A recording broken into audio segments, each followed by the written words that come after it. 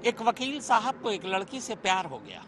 वकील साहब उस लड़की से शादी करना चाहते थे।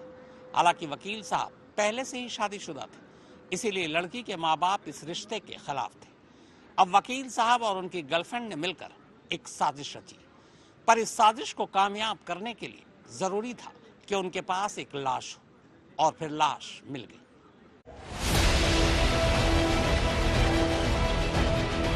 उत्तर प्रदेश का इटावा शहर। सुंदरपुर रेलवे फाटक के पास रविवार की सुबह एक शख्स की लाश मिलती है।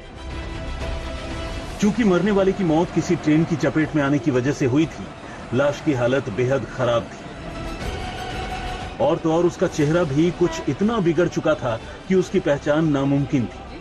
आमतौर पर पुलिस ऐसी लावारिस लाशों को कम से कम 72 घंटे तक मोर्चरी में रखती है, और किसी के न आने की सूरत में पुलिस ऐसी लाशों का अंतिम संस्कार कर देती है। इत्तेफाक से इस मामले में 72 घंटे से काफी पहले यानी मोर्चरी में रखे जाने के दूसरे ही दिन कुछ लोग अस्पताल पहुंचे और उन्होंने लाश पर अपना दावा किया। ये एक परिवार के लोग थे जिनमें मरने वाले का पिता, भाई और दूसरे लोग शामिल थे। चूंकि उनके पास हादसे में मारे गए शख्स अतुल कुमार का आधार कार्ड भी मौजूद था, तो पुलिस को अलग से इस दावे की तस्दीक करने की जरूरत महसूस नहीं, और लाश अतुल कुमार के घर वालों के हवाले कर दी।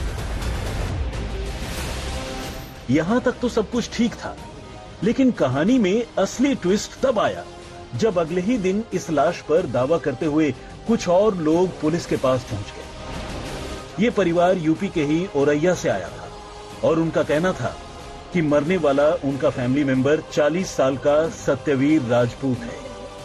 घर वालों का कहना था कि वो दिमागी तौर पर परेशान था और उसका आगरा में इलाज भी चल रहा था, और कुछ दिनों पहले वो इटावा की तरफ ही आया था। अब इस दावे से मामला बुरी तरह उलझ गया, क्योंकि अगर लाश वाकई सत्यवीर राजपूत की थी, तो फिर वो लोग कौन थे जिन्होंने अतुल कुमार की लाश बताकर उसे अपने साथ ले गए।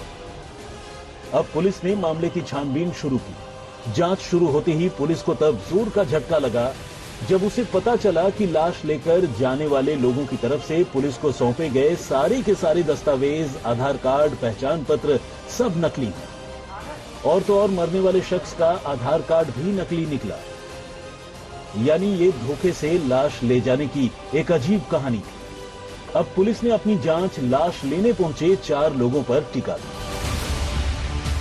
इत्तेफाक से पुलिस को एक सीसीटीवी फुटेज में चारों की तस्वीर नजर आ गई। अब इन तस्वीरों के आधार पर चारों की पहचान पता करने की कोशिश शुरू हुई।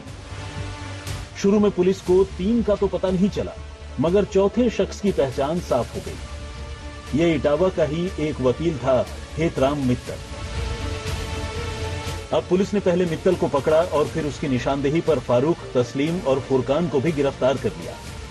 ये वही लोग थे जो फर्जी आधार कार्ड सौंपकर लाश अपने साथ ले गए थे और सत्यवीर राजपूत की लाश को अपने रिश्तेदार अतुल कुमार की लाश बताई थी। जबकि असल में इस पूरी कहानी में अतुल कुमार नाम का सचमुच कोई किरदार है ही।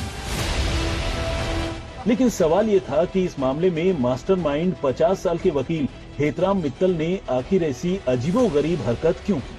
लावारिस लाश को अतुल कुमार की लाश बताकर उसका अंतिम संस्कार करने से मित्तल को क्या फायदा होता? तो जवाब है, हेतराम खुद से आधे से भी कम उम्र की एक लड़की यानी 22 साल की मुस्कान के साथ इश्क में था और वो उससे शादी करना चाहता था। उसका इरादा अतुल कुमार को मुस्कान का पति दिखाकर उसकी मौत की झूठी कहानी गढ़ने का था, ताकि उसकी शादी का रास्ता साफ हो सके और वो अतुल की मौत को संदिग्ध मौत बताकर मुस्कान के घर वालों को भी केस मुकदमे में फंसा सके। असल में मुस्कान के घर वालों ने हेतराम पर नाबालिग लड़की को भगा लेने का केस दर्ज कर रखा, लेकिन अब मित्तल की पोल खुल चुकी है। अमित तिवारी, इटावा, आज तक।